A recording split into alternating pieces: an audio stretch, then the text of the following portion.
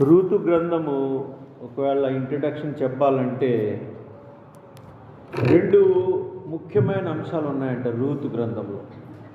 న్యాయాధిపతుల తర్వాత వస్తుంది. మొదటి మాట ఏంటంటే విమోచన. విమోచన అనే అర్థము లేకపోతే ఆ స్టోరీ మనం రూతు గ్రంథంలో చూస్తామంట. రూతు నయోమి జీవితంలో ఒక విమోచరాలుగా ఉంటే, బోయోజు రూతు జీవితంలో ఒక విమోచకుడిగా ఉంటాడు. బోయోజు రూతు జీవితం నుంచి దావీదు వస్తాడు, వాళ్ళ ముని మనవడు. దావీదు నుంచి నిజమైన విమోచకుడు యేసుక్రీస్తు వస్తాడు. ఆ విమోచన కార్యంలో రూతు గ్రంథము మరి సరైన ప్లేస్లో న్యాయాధిపతుల తర్వాత పెట్టబడిందనమాట. ఒకటి విమోచన, రెండోది దయ, కైండ్నెస్ అనే మాట కూడా మనం ఇందులో చూస్తాం. ఇందులో దయ, కైండ్నెస్ లేకపోతే దేవుని ప్రేమ, అత్యున్నతమైన ప్రేమ మనం ఇందులో చూస్తామన్నమాట. ఇందులో కీవర్డ్స్, అధ్యాయం మొత్తం రూతు 4 అధ్యాయాలు ఉన్నాయి. ముఖ్యమైన వెర్స్ ఏంటంటే 16వ వచనం. ఏంటది? అందుకు రూతు, నా వెంబడి రావద్దనియు నన్ను విడిచిపెట్టుమనియు నన్ను బ్రతిమాలుకొనవద్దు. నీవు వెళ్ళి చోటికే నేను వచ్చేదను, నీవు నివసించు చోటనే నేను నివసించేదను. నీ జనమే నా జనము, నీ దేవుడే నా దేవుడు. ఇది కీవర్డ్స్ మొత్తం బుక్ అంతటికి. అలాగే మరి యాక్చువల్గా రూతు అన్య దేశరాలు, మోయాబ్ దేశం నుంచి వచ్చింది.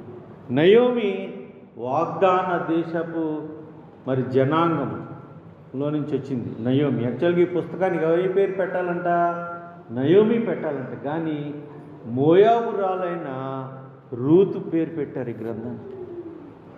మోయాబస్తులు ఇశ్రాయేలులకి శత్రువు దేశం. ఆ దేశం నుంచి వచ్చిన మరి మోయాబురాలైన రూతు పేరు ఈ గ్రంథానికి పెట్టారంట. కాబట్టి ఈ రూతు యొక్క మరి ప్రత్యేకమైన లక్షణాలు మనం చూద్దాం. చిన్న ప్రార్థన చేసుకుని మనం వాక్యంలోకి వెళ్దాం. పరిశుద్ధుడా, ప్రేమగల మా పరలోక తండ్రి, ఈ ఘనమైన మహిమగల నామానికి స్తుతులు చెల్లించుకుంటున్నాం. ఇదిగో నాయన, ఈ సమయంలో మరొక ప్రభు దినాన్ని నీ సన్నిధిలోకి వచ్చి నిన్ను స్తుతించడానికి, ఆరాధించడానికి మాకు అనుగ్రహించిన కృప కొరకే వందనాలు తండ్రి. నాయన, మరి సంఘంగా మరి క్లారీ, టోనీ మరి బర్త్డేస్ని సెలబ్రేట్ చేసుకుంటానికి సహాయం చేశారు. బిడ్డలిద్దరిని దీవించండి నాయన, ఈ కృపలో భద్రపరచండి. ఇదిగో నీ పరిశుద్ధ వాక్యం ప్రభా మీరు మాకు అనుగ్రహించమని, ఈ పరిశుద్ధాత్మ సహాయం అనుగ్రహించమని మా ప్రభువును రక్షకుడైన యేసు నామములో స్తుతించి ప్రార్థించి వేడుకొంచున్నాం తండ్రి, ఆమేన్.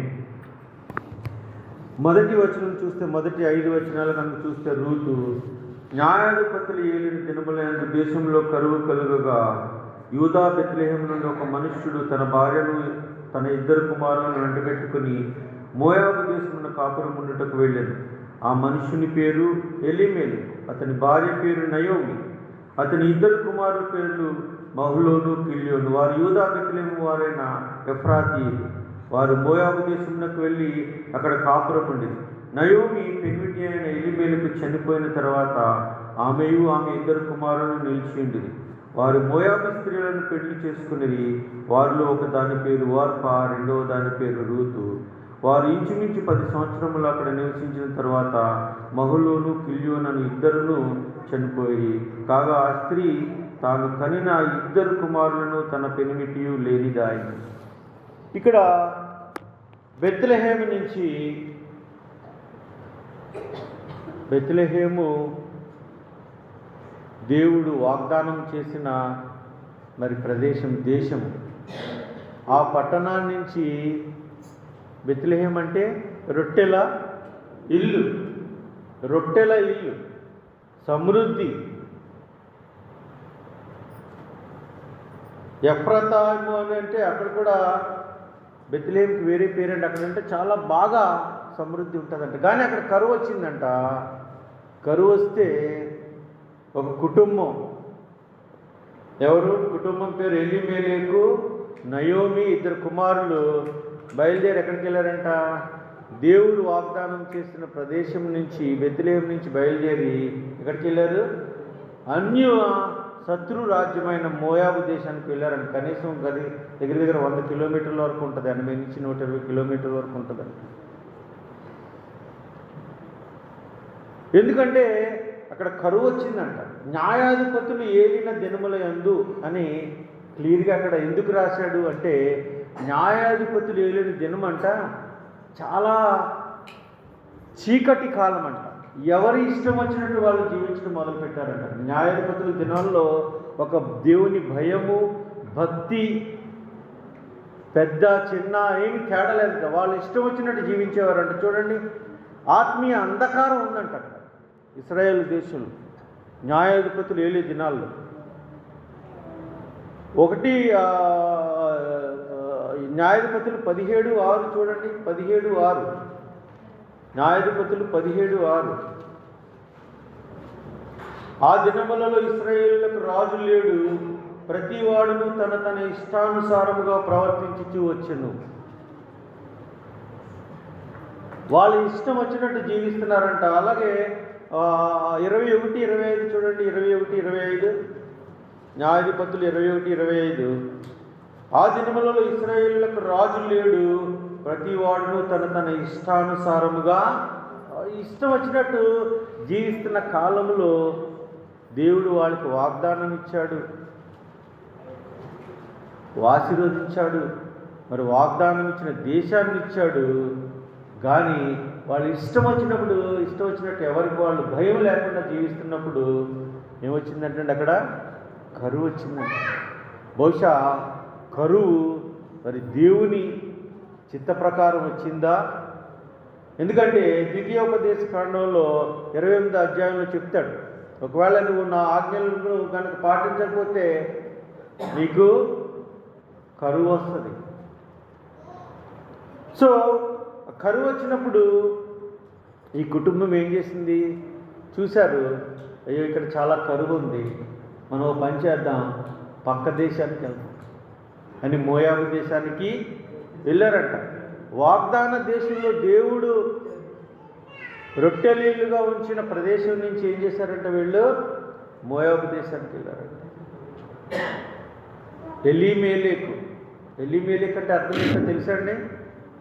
ఎలీమెలెకు అంటే నా దేవుడు రాజు, మై గాడ్ ఈజ్ కింగ్. మంచి పేరు. ఎలాంటి పేరు? ఎలీమెలెకు. ఆయన పేరేంటి? నా దేవుడు రాజు, ఆయన రాజ్యంలో సమస్తము సమృద్ధిగా ఉంటుంది, ఆయన గొప్ప దేవుడు, సర్వశక్తిమంతుడు అని పేరు పెట్టుకున్నాడు. కానీ ఆ విశ్వాసం మనిషిలో లేదు. అలాగే నయోమి అంటే ఏంటి అర్థం తెలుసా? దయగలది, మనోహరమైనది, సంతోషకరమైనది. పేర్లు ఇద్దరి కూడా దైవికంగా పెట్టుకున్నారు. కానీ హృదయంలో ఆ దేవుని మీద కరువు వచ్చింది, పరిస్థితులు అంధకారంగా ఉన్నాయి. వీళ్ళు ఏం చేశారంటే అక్కడ మనకి రొట్టెలు దొరుకుతాయని ఎక్కడికి వెళ్ళారు? రొట్టెల గృహాన్ని వదిలిపెట్టి ఎక్కడికి వెళ్ళారు? మోయాబు దేశానికి వెళ్ళారంట. చాలామంది విశ్వాసులంట బాహ్యంగా కనపడే పరిస్థితులు చూసి వెళ్ళిపోతారంట, ప్రదేశాలను ఎంచుకుంటారంట. అక్కడ ఆత్మీయత ఏముండదంట. మోయాబు దేశంలో అనేక మంది దేవతలు, దేవుళ్ళు పూజిస్తారు. అంధకారం, ఆత్మీయ అంధకారం. పరిశుద్ధుడైన దేవుని సన్నిధిని వదిలిపెట్టి ఈ కుటుంబం ఆహారం కొరకు మరి ఎక్కడికి వెళ్ళారంటండి? మోయాబు దేశానికి వెళ్ళారంట. వాళ్ళ పేర్లు చూస్తే మంచి పేర్లు, దేవుడున్న రాజు, సంతోషం. నయోమి అంటే సంతోషకరమైంది.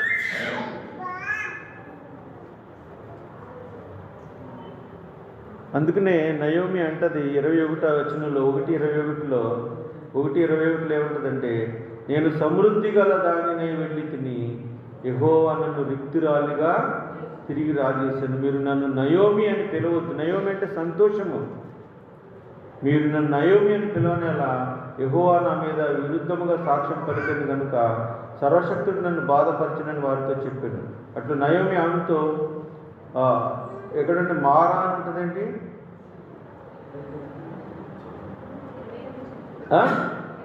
ఆమె సర్వశక్తుడు నాకు చాలా దుఃఖం కలుగజేసిన నన్ను నయోమి అనక మారా అనుడి. సంతోషము మనోహరం అని కాకుండా నన్ను చేదు అనండి.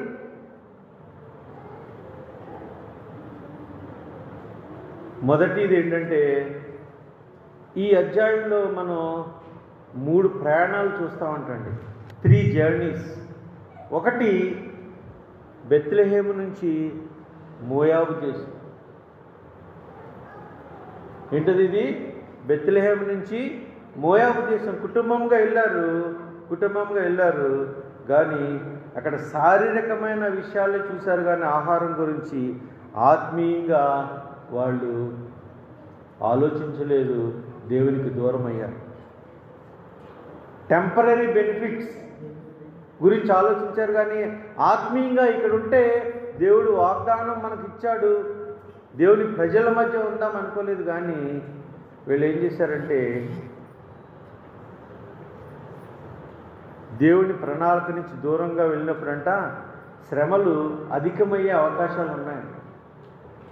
అందుకని నిండుగా వెళ్ళిందంట భర్త 2 బిడ్డలతో, కానీ రిక్తునిగా వచ్చిందంట. భర్తను పోగొట్టుకుంది, 2 కుమారులను పోగొట్టుకుంది. 2 కుమారుల్ని పోగొట్టుకుంది. నిండుగా వెళ్ళింది, ఎలా వచ్చిందంటండి? ఎంటీగా వచ్చిందంట. ఎంటీగా ఖాళీ అయి వచ్చిందంట. నయోమి అంటే లేదు, నయోమి అనొద్దు, నన్ను మారా అనండి. ఎందుకంటే నేను దేవుని ప్రదేశాన్ని వదిలిపెట్టి దూరంగా వెళ్ళిపోయాను. మొదటిది ఏంటంటే, మోయాబు నుంచి బెత్లెహేము నుంచే మోయాబుకి ప్రయాణం. రెండోది, నయోమికి దేవుని పట్ల విశ్వాసం వచ్చిందంటండి. చూడండి 6వ వచనం చూడండి. 6 వారికి ఆహారం ఇచ్చుటకు యెహోవా తన జనులను దర్శించినని ఆమె మోయాబు దేశంలో వినెను గనుక మోయాబు దేశము విడిచి వెళ్ళుటకై ఆమెయు ఆమె కోడళ్ళను ప్రయాణమేరి. అప్పుడు ఆమె ఉన్న స్థలం నుండి ఆమెతో కూడా ఆమె 2 కోడళ్ళను బయలుదేరి యూదా దేశంలోకి తిరిగిపోవాలని మార్గమున వెళ్ళుచుండగా నయోమి తన 2 కోడళ్ళను చూచి, మీరు మీ తల్లుల ఇంట్లకు తిరిగి వెళ్ళుడి, చనిపోయిన వారి ఎడల నా ఎడలను మీరు దయ చూపినట్లు యెహోవా మీ ఎడల దయ చూపును గాక. చూడండి, ఇక్కడికి నయోమి ఒంటరిది అయిపోయింది.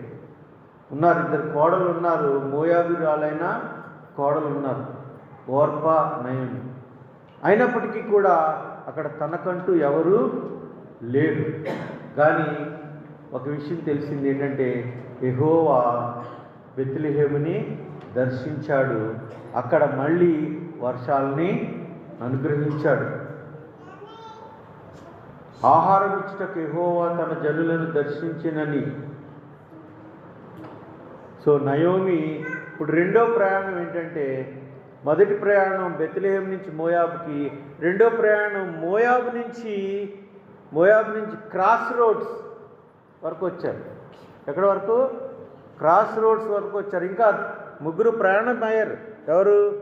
నయోమి, పెద్ద కోడలు, చిన్న కోడలు ప్రయాణమై ఎక్కడి వరకు వచ్చారంటే క్రాస్ రోడ్స్ వచ్చారు. ఇది మోయాబు ఇక్కడి నుంచి ఇలాగా ఎక్కడికి వెళ్తుంది?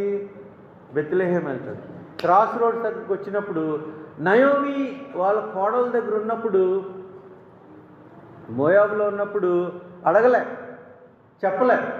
ఏమని? మీరు వెళ్ళి మ్యారేజ్ చేసుకోండి, మీరు నాతోటి ఉంటే కనుక మీకేంటి, నేను ఇంకా పిల్లల్ని కనలేను.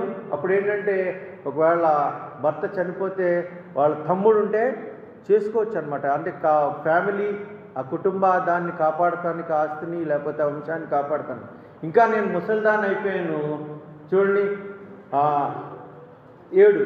అప్పుడు ఆమె ఉన్న స్థలము నుండి ఆమెతో కూడా ఆమె 2 కోళ్ళను బయలుదేరి యూదా దేశంలో తిరిగిపోవాలని మార్గంలో వెళ్ళుచుండగా నయోమి తన 2 కోళ్ళను చూసి, మీరు మీ తల్లుల ఇంట్లోకి తిరిగి వెళ్ళుడి, చనిపోయిన వారి ఎడలను నా ఎడలను మీరు దయచూపినట్లు యెహోవా మీ ఎడల దయచూపును గాక, మీలో ఒక్కొక్కతే పెళ్లి చేసుకుని తన ఇంట నెమ్మది నొందినట్లు యెహోవా దయచేయును గాక అని వారితో చెప్పి వారిని ముద్దు పెట్టుకుని. ఇక్కడ చూడండి, ఇప్పుడైతే అప్పుడు వరకు ఒంటరిగా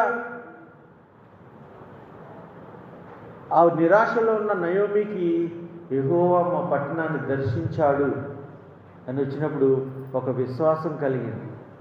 నేను ఎలాగైనా మళ్ళీ నా జనాంగాన్ని దగ్గరికి, నా దేవుని ప్రదేశంలోకి వెళ్ళాలనుకుంది, బయలుదేరింది. కానీ ఇక్కడ తన ఆలోచన ఎలా ఉందంటే ఒక మంచి మంచి మనిషిగా ఆలోచించింది, కానీ దేవుని ప్రకారంగా ఆలోచించలేదన్నాడు.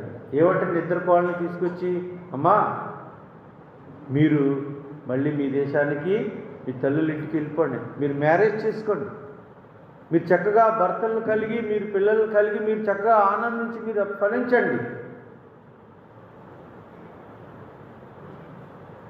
అంటే ఏంటన్నమాట? మోయాబు దేశం వెళ్ళిపోవడము. చక్కగా నిజమే, వాళ్ళిద్దరు పెళ్ళిళ్ళు చేసుకుంటారు, కానీ అక్కడ దేవతలు వాళ్ళు పూజించాలి. ఆ విషయం బహుశా నయోమికి అర్థం అవ్వలేదేమో, కానీ ఆ విషయం రూతు గుర్తించింది. ఇక్కడ వార్ప ఏమన్నా చూడండి, వార్ప చాలా చక్కగా ఆలోచించింది, కరెక్ట్గానే ఆలోచించింది. ఏమని, నేను ఈవిడితోటి వెళ్తే ఏంటి, విధవరాలు, ఈ మరిదులు ఎవరు కూడా లేరు ఈవిని చూసేవాళ్ళు. ఇశ్రాయేలు సమాజంలో విధవరాలంటే చాలా ఏలాకోలం, ఒక డిగ్నిటీ కానీ ఒక గౌరవం కానీ ఏమీ ఉండదు అక్కడ.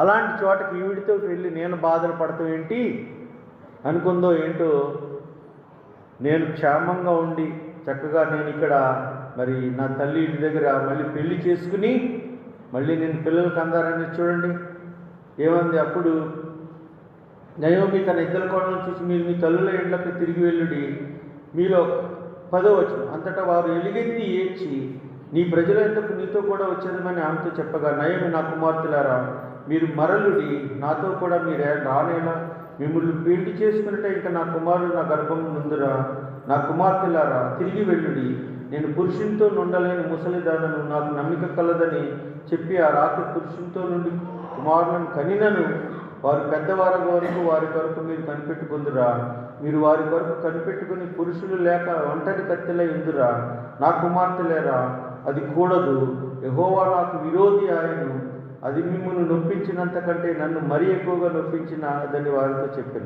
వారు ఎలుగెత్తి ఏడగా వార్ప తన అత్తను ముద్దు పెట్టుకొనెను, రూతు ఆమెను హత్తుకొని.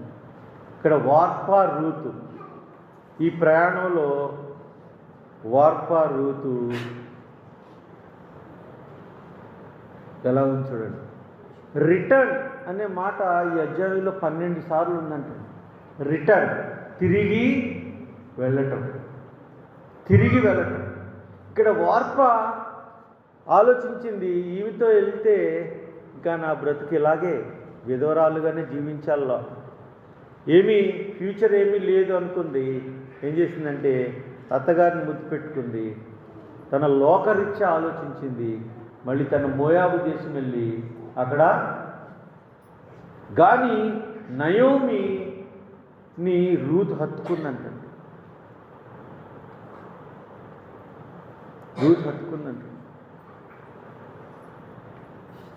నయోమిని రూతు హత్తుకుందంట. ఆయన చూడండి,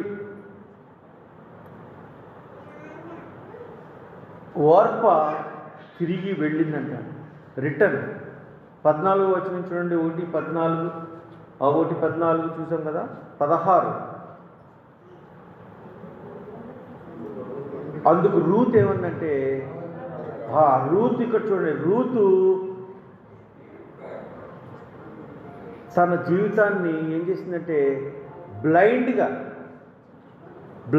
ఏంటంటే తన ఫ్యూచర్ ఎలాగున్నా తన అత్తగారితోటి ఉండాలి. ఒంటరిదిగా ఉంది, ఎవరు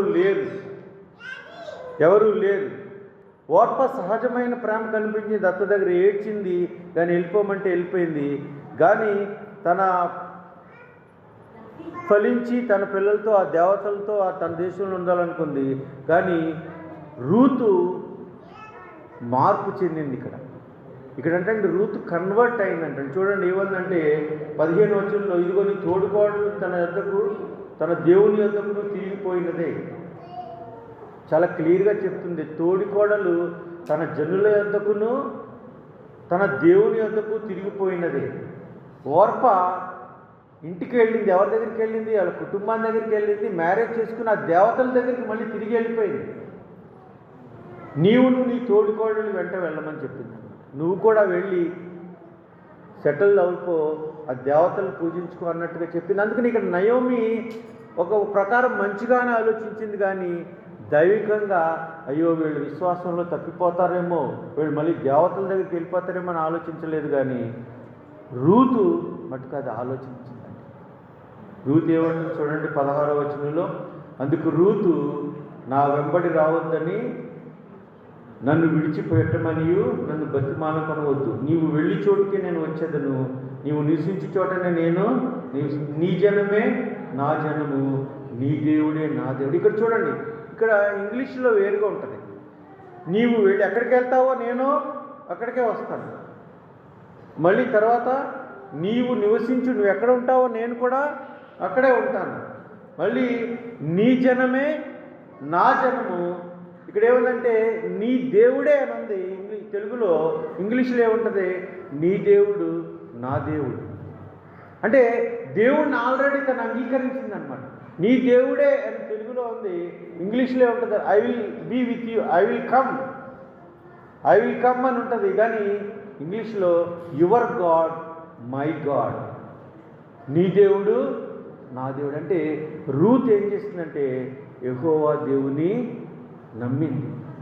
ఆ సర్వశక్తిని నిజంగా నమ్మి తను ఏం చేసిందంటే నేను నీతో వస్తాను. ఒకవేళ ఫ్యూచర్ బ్లైండ్గా ఉండొచ్చు, ఆ దేశ ప్రజలు నన్ను యాక్సెప్ట్ చేయకపోవచ్చు.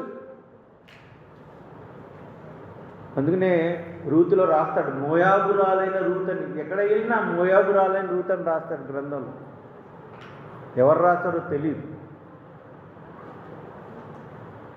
విధవరాలని లెక్క చేయకపోవచ్చు, నన్ను కూడా లెక్క చేయకపోవచ్చు, కానీ నేను ఆవిడతోటే నీతోటే నేను ఉంటాను. నీ జనమే నా జనము, అంతకంటే ఎక్కువగా నీ దేవుడు నా దేవుడు. నీ దేవుడే అనలే అక్కడ తెలుగులో రాశాడు. ఇంగ్లీష్లో ఏంటంటే నీ దేవుడు ఆల్రెడీ నేను విశ్వసించిన దేవుడు. కొత్త జనం, కొత్త సంస్కృతి, కొత్త కల్చరు, కొత్త గాడ్. ఇంతకుముందు దేవతలు దేవుళ్ళు ఉండేవారు, ఇప్పుడు ఒక్కడే నీ దేవుడే నా దేవుడు. చూడండి ఎంత తిరిగి ప్రయాణం. వార్ప తిరిగి వెళ్ళిపోయింది. ఇక్కడ రూతు దేవుని వైపు తిరిగింది.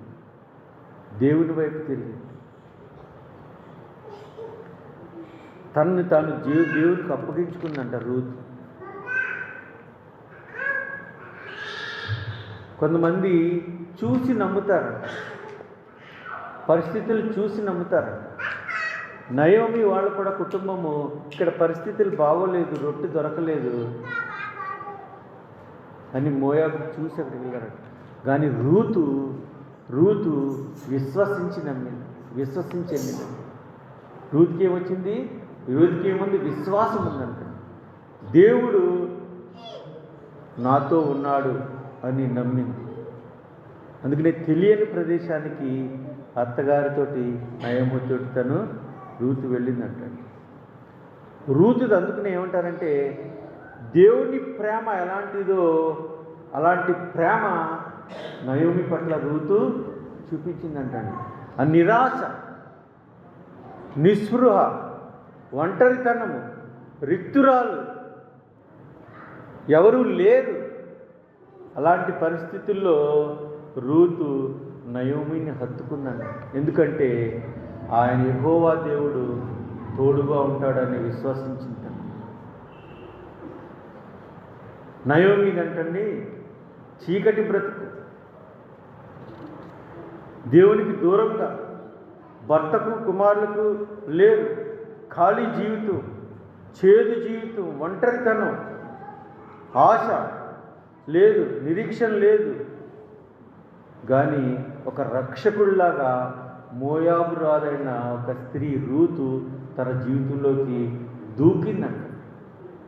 ఇంకా ఏమైనా పర్వాలేదు, ఒక గొప్ప విశ్వాసం. మరి రూతులో మనం చూస్తాము, ఇది యేసుక్రీస్తు ప్రేమకు సాదృశ్యంగా ఉంది. రూతు ప్రేమ అంటండి యేసుక్రీస్తు మన ఎడలు చూపిన ప్రేమకు సాదృశ్యంగా ఉందంట. ఎలాగైతే మరి నయోమి చీకటి బ్రతుకుల్లో వాళ్ళ రిక్తురాలిగా, మరి భర్త కుమారులు లేకుండా విధవరాలిగా, మరి ఖాళీ జీవితము, ఒంటరి జీవితం కలిగి ఉన్నదో మనం కూడా అలాంటి పాపములో ఉన్నప్పుడంట క్రీస్తు మన కోసం ఈ లోకానికి వచ్చి మనల్ని ప్రేమించాడంటండి. అందుకనే రూతు ప్రేమ యేసుక్రీస్తు ప్రేమకు సాదృశ్యంగా ఉందంటండి. యేసుక్రీస్తు ప్రేమకు సాదృశ్యంగా ఉందంటండి. తన దేశంలో ఓర్పాలాగా తన జీవితాన్ని కట్టుకోవచ్చు, కానీ సమస్తాన్ని విడిచిపెట్టి ఆ చీకటిగా ఉంటున్న ఆ జీవితానికి తను తోడుగా ఉండటానికి రూతు అత్తగారు కూడా వెళ్ళిందంటండి. అందుకనే రూతు క్రీస్తు ప్రేమకు సాదృశ్యంగా ఉందంట.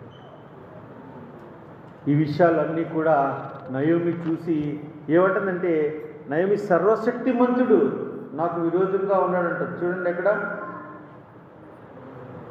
20వ వచనం, ఆమె సర్వశక్తుడు నాకు చాలా దుఃఖం కలుగు చేశాను కనుక నన్ను నయోమి అనక. మా నయోమి అంటుంది దేవుడు సర్వశక్తిమంతుడే, ఆయన కరువును రప్పించగలడు, తర్వాత సమృద్ధిని రప్పించగలడు అని నమ్ముతుంది. కానీ ఆ సర్వశక్తుడి మంతుడి యొక్క ప్రణాళికను అర్థం చేసుకోలేతాను. దేవుడు ఈ పరిస్థితులను కలుగు చేసిన వెనక ఒక ప్రణాళిక ఉంది. ఆ ప్రణాళిక ఏంటంటే ఇశ్రాయేలుకి ఒక రాజు రావాలి, ఆ రాజు ఈ కుటుంబం ద్వారా రావాలి. నయోమి ఒప్పుకుంటుందంట, నేను దేవునికి వ్యతిరేకంగా పాపం చేశాను, అందుకని దేవుడు నాకు రిక్తురాలుగా నన్ను చేసి, అలా ఓపెన్గా తను ఒప్పుకుంటుంది. నన్ను నయోమి అనొద్దు, మారా, తను ఒప్పుకుంటుంది. ఎప్పుడైతే తను ఆ స్థితిలోకి వచ్చిందో, మరి కోడలతోటి చక్కగా ప్రేమించిందో, దేవుడు అంటండి కార్యం చేయడం మొదలుపెట్టాడంట. చూడండి ఆఖరి వచనం, రూతు అను ఆమె కోడలను మోయాబు దేశం నుండి తిరిగి వచ్చింది. వారిద్దరూ యవతల కోత ఆరంభంలో బెత్లెహేము చేరి, అంటే కరువున్న ప్రదేశం నుంచి వెళ్ళారు. మళ్ళీ రూతు నయోమి మళ్ళీ వెనక్కి వచ్చేటప్పటికి ఏమైంది, అక్కడ స్టార్ట్ అయింది, పంటలు స్టార్ట్ అయ్యాయి. కరువు ప్రదేశము మళ్ళీ ఏమైంది, దేవుడు అక్కడ పంటలు స్టార్ట్ చేయడం. నయోమి వచ్చేటప్పటికి అక్కడ పంటలు సమృద్ధి స్టార్ట్ అవుతుంది. మనం చూస్తే 2వ వచనం 3వ వచనం పంటలు కోతలు, మరి దేవుడు వారిని ఆశీర్వదించి వారికి కావాల్సిన సమస్తాన్ని సమకూర్చి వారిని విడిపిస్తాడంటండి. దేవుడు మరి ఖాళీగా వచ్చింది, మోయాబు నుంచి ఖాళీగా వచ్చిందంట. మళ్ళీ రొట్టెల గృహానికి వచ్చింది. ఎక్కడికి వచ్చింది? రొట్టెల గృహానికి వచ్చింది. దేవుడు నయోమిని రూతుని ఆశీర్వదించి ఏం చేశాడంటే వాళ్ళు విమోచించి బోయేజు రూతుని పెళ్లి చేసుకున్నాడంట. పెళ్లి చేసుకుని వాళ్ళు పుట్టిన బిడ్డ మునిమనుడు దావీదు నుంచి యేసుక్రీస్తు వచ్చాడు విమోచకుడు. రొట్టెల ఇల్లు నుంచి ఏమన్నాడు యేసుప్రభు, నేనే నిజమైన ఆహారం, రొట్టె జీవాహారం నేనే. రొట్టెల గృహము రూతు ద్వారా బోయేజు ద్వారా నిజంగానే అక్కడ నిజమైన రొట్టె క్రీస్తు జన్మించి ఈరోజు నీకు నాకు విమోచన ఇవ్వడానికి మరి క్రీస్తు ఈ లోకానికి వచ్చాడు. చూడండి, రూతు విశ్వాసము. రూతు మరి అత్తగారి పడే అట్లా ఉన్న ప్రేమ, తన సమస్తాన్ని విడిచిపెట్టి ఏమీ తెలియని దేశానికి ఏమంటుందంటే యెహోవా ఏమంటది, నువ్వు నన్ను రావద్దంటే చూడండి అక్కడ ఏమంటది, నీవు మృతి పొంది చోట నేను మృతి పొందేదను, అక్కడనే పాతిపెట్టదు, మరణము తప్ప మరి ఏదైనా నన్ను ప్రత్యేకించినలా యెహోవా నాకు ఎంత కీడైనను, యెహోవా నాకు ఒకవేళ నేను అంటే యేసు ప్రభు దేవుని యొక్క మీద ఎంత విశ్వాసం ఉంచిందో చూడండి అన్యురాలు. మనం కూడా చాలాసార్లు కష్టాలు గుండా వెళ్తాం, చాలా కష్టాలు గుండా వెళ్తాం. ఏంటి నా జీవితాన్ని ఇలా చేదుగా చేసేసాడు దేవుడు అనుకుంటాం, కానీ దేవుని ప్రణాళిక చాలా మరి గొప్పగా ఉంటుంది. నీవు గనక మళ్ళీ తిరిగి వచ్చి, దేవా ఇదిగో సర్వశక్తిమంతుడవు, నువ్వే సర్వశక్తిమంతుడవు, జీవమగల దేవుడు, నన్ను పోషించగల దేవుడు అని మనం విశ్వాసం ఉంచితే మరి నయోమిలాగా మళ్ళీ నిన్ను యవల కాలంలోకి మళ్ళీ నిన్ను నడిపిస్తాడంట. యవల కోత కాలంలోకి వచ్చిందంట మళ్ళీ. అలాగే రూతు సమస్తాన్ని దేవతలను విడిచిపెట్టి యెహోవాను విశ్వసించింది. అన్యదేశురాలైన ఆవిడ మరి ఏమీ లేని ఆ నయోమితోటి ఉండడానికి ఇష్టపడింది. ఏమైనా పర్వాలేదు, ఒకవేళ నేను అలా లేకపోతే యెహోవా నన్ను శిక్షించింది కాక అనుకుంది. దేవుడు ఆమెను ఆశీర్వదించి, ఎంత ఆశీర్వదించాడంటే ఆమెను ఆశీర్వాదకరంగా దేవుడు మరి లోకానికి చేశాడు. కాబట్టి మరి రూత్ అంటండి రిటర్న్ తిరిగిందంటండి. ఎవరి వైపు? దేవుని వైపు. వార్త ఎవరి వైపు తిరిగింది? వాళ్ళ దేవతల వైపు తిరిగింది. నయోమి పశ్చాత్తాపడి సర్వోన్నతుడు నన్ను రిక్తుడిగా చేశాడని తను ఒప్పుకుంది. దేవుడు ఆమెను మళ్ళీ బ్లెస్ చేయడం మొదలుపెట్టాడు. కాబట్టి మరొకసారి మనం పరీక్షించుకుందామా, మన పరిస్థితులను బట్టి మనం దేవునికి దూరంగా వెళ్ళిపోతున్నామా, లేదా దేవుడు ఇక్కడ ఉన్నా చాలా కాలం ఉన్నాం, దేవుడు మనల్ని ఏం ఆశీర్వదించట్లేదు, మనకేం ఉపయోగం లేదు, వెళ్ళిపోదామని మోయాబు దేశం వైపు ప్రయాణమై ఉన్నామా?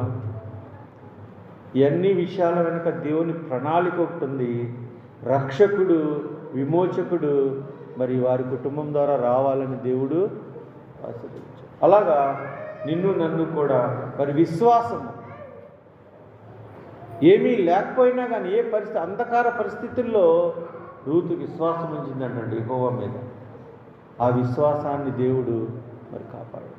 నువ్వు నేను అంధకారంలో ఉండగా క్రీస్తు ప్రభు తనకు తాను తగ్గించుకుని వదులుకొని సమస్త మహిమను విడిచిపెట్టి, రూత్ అయితే ఎలా విడిచిపెట్టిందో యేసుక్రీస్తు విడిచిపెట్టి నిన్ను నన్ను రక్షించడానికి లోకానికి వచ్చి తన ప్రాణాన్ని అర్పించి మరి నీకు నాకు నిత్య జీవన సమృద్ధిని ఇవ్వడానికి ఆయన ఇష్టపడుతున్నాడు. ఆ విశ్వాసము నీకు నాకు మనందరికీ ప్రభువైన యేసుక్రీస్తు దయచేయను గాక. దేవుడి పరిశుద్ధ వాక్యాన్ని దీవించును గాక. ప్రార్థన చేసుకుని, పరిశుద్ధుడా ప్రేమ పరలోక తండ్రి నీకు స్తోత్రాలు నాయన. ఇదిగో నాని సమయంలో మరి రూతు జీవితాన్ని మా ముందుకు తీసుకొని వచ్చారు. అన్యురాలు, మోయాబురాలు అయినప్పటికీ మరి యెహోవా యొక్క విశ్వాసం ఉంచింది. నయోమి మరి ఒంటరి అంధకార జీవితంలోకి తను వచ్చి తనతో ఉంటానని, నీ ప్రజలే నా ప్రజలు, నీ దేశమే నా దేశము, నీ దేవుడు నా దేవుడు అని అంటూ నీ విశ్వాసంతో ప్రభా తను మరి సమస్తాన్ని విడిచిపెట్టి నయోమితో వచ్చింది. మీరు ఆమెను వదిలిపెట్టలేదు. ఇదిగో యువతల కాలం, కోత కాలానికి వారు తీసుకొచ్చారు. అక్కడి నుంచి వారికి సమృద్ధి ఇవ్వటానికి, అలాగే వారి ద్వారా మరి రూతు బోయజ్ ద్వారా మరి విమోచకుడిని ఈ లోకానికి అనుగ్రహించారు. నన్ను మేము కూడా నీ అందు విశ్వాసం ఉంచి ఆయన మరి నీ నుండి మేలు పొందడమే కాకుండా అనేక మందికి మేలుకరంగా ఉండడానికి కృప చూపించమని, మా పరిస్థితులు ఎంత నాయన మరి అనుకూలంగా లేకపోయినప్పటికీ నీ అందు విశ్వాసం ఉంచి ఆయన ముందుకు కొనసాగడానికి కృప చూపించమని మా ప్రభువును రక్షకుడైన యేసు నామములో స్తుతించి ప్రార్థించి వేడుకొంచున్నాం తండ్రి. ఆమేన్.